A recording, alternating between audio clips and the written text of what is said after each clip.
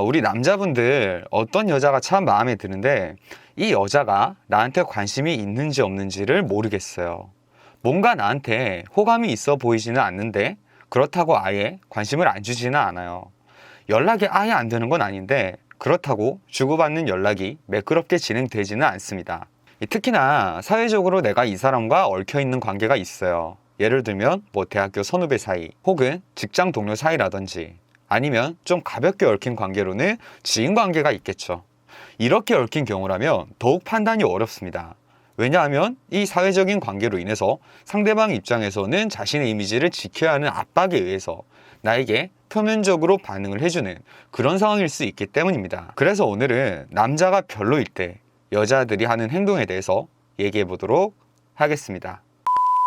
자, 사실 오늘 얘기는 살짝 기초적인 얘기이기도 해요. 왜냐면 우리가 상대방이 나한테 관심이 없다라는 건 연애를 잘하지 못해도 감각적으로 우리가 잘 눈치를 채잖아요.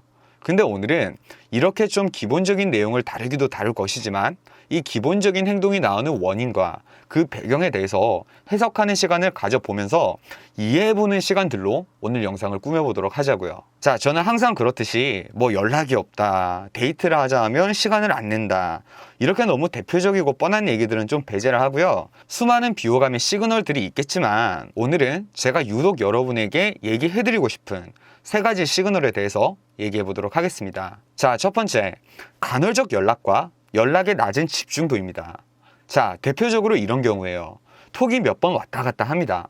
대화 내용은 굉장히 표면적입니다.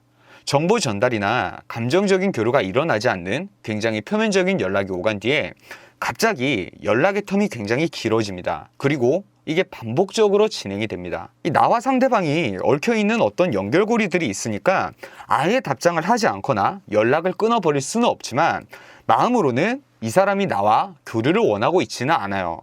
만약 상대방이 본인과 연결되어 있는 고리가 없었더라면 상대방은 아예 여러분과 연락을 하지 않았을 겁니다. 또한 대화 내용에 대해서 조금 더 심도 있게 얘기를 하면요, 절대 상대방이 정보를 능동적으로 주지 않습니다. 자신의 명확한 정보를 주지 않고 우리가 만일 질문을 한다면 질문을 받는 압박감으로 인해서 가능한 그 질문에 대한 한정적인 정보만 우리에게 주게 됩니다. 예를 들어서 우리가 뭐 해? 라고 물어보면 그냥 있어요 라던가 밥 먹었어? 라고 물으면 먹었죠.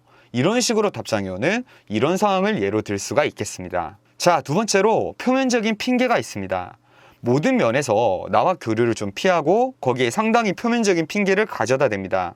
아팠다던가 혹은 바빠서 핸드폰을 못 봤다던가. 자, 이게 왜 표면적인 핑계냐면 사회적으로 이런 말을 던진다는 게 비호감의 신호라는 걸 남자 측에서 좀 알아차려 주기를 바라는 겁니다.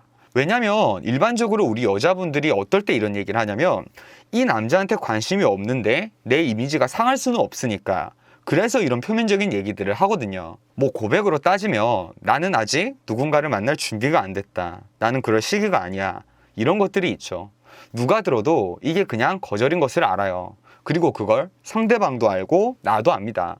그러니 거절을 불편하지 않게 돌려 얘기하면서 상대방이 알아서 자신에게서 관심을 거두어 주었으면 좋겠다라는 일종의 간접적인 신호라고 생각을 하시면 되겠습니다. 자, 세 번째, 자기 비하입니다.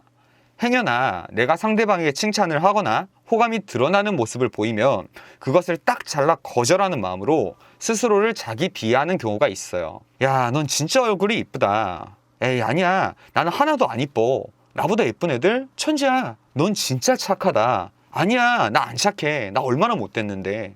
이런 식인 거죠. 그리고 평소에도 자기 스스로를 비하하는 말들을 합니다. 그런데 그 표정이나 말투, 바디랭귀지 등을 보면 절대 자기 스스로에 대해서 실제로 그렇게 나쁘게 생각을 해서 자기 비하를 하는 것이 아니라는 티가 납니다. 그냥 이 상대방이 나한테 더 다가올까봐 선을 치는 행위로서 자기 비하를 하는 겁니다. 자, 이렇게 3가지에 대해서 얘기를 해봤는데 그럼 여러분 머릿속에는 의문이 들 겁니다. 그럼 이렇게 나한테 대하는 상대에게는 어떻게 해야 돼요? 이게 상황이 약간 썸 타다가 식어버린 경우와 사실상 결론적으로는 비슷해요. 제가 해당 영상을 제작한 적이 있으니 한 번 더 깊게 궁금하신 분들은 상단에 영상을 한번 참조를 해보시고 간략하게 말을 하면요, 상대방이 본인에게 어느 정도 인식이 생겼는지는 모르겠지만 현실적으로는 상대방이 인식이 한번 자리가 잡혔다면 당장에 이 인식을 뒤바꾸고 이성적인 관계로 접속되는 것이 마냥 쉽지가 않습니다. 그러니까 여러분, 오늘 영상의 이 취지는요, 지금 당장 상대방이 이런 반응이 있다면 이걸 뭐 어떻게 해결을 해보자, 이런 취지가 아니라 어느 정도 우리가 마음을 주는 것에서 제약을 두자, 그래서 우리가 받을 상처를 줄이자, 이런 취지라고 생각을 하시면 되겠습니다. 자, 여러분, 오늘도 행복한 연애 하세요.